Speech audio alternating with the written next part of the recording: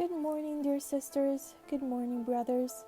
May the grace and peace of Christ be with you all this morning. In our life with God, we read the scriptures, and we have there several examples of men who enjoy life experiences with God in a strong relationship with Him. An example of this is Joseph. In Genesis 39, verse 9, we read, "No one is greater in this house than I am. My master has withheld nothing from me except you, because you are his wife. How then could I do such a wicked thing and sin against God?" These words were said by Joseph in a moment of strong temptation. We read that Joseph's kindness and faithfulness had won Potiphar's heart, which came to consider him as a son instead of a slave. Joseph's faith and integrity, however, should pass by a terrible trial.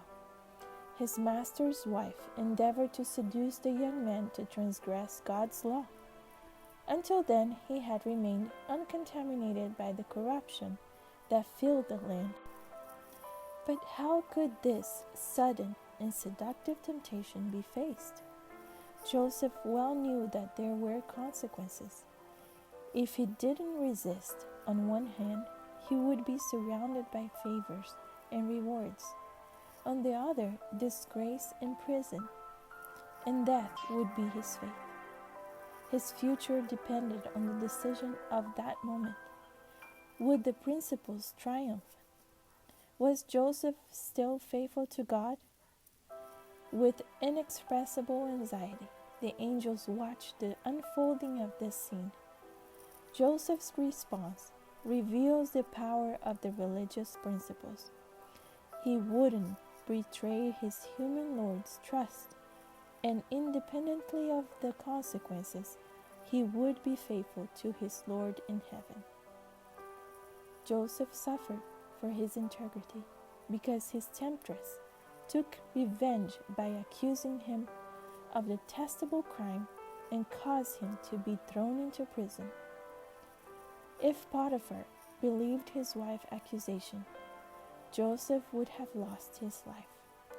But the modesty and the correctness that had uniformly characterized his conduct were proof of his innocence.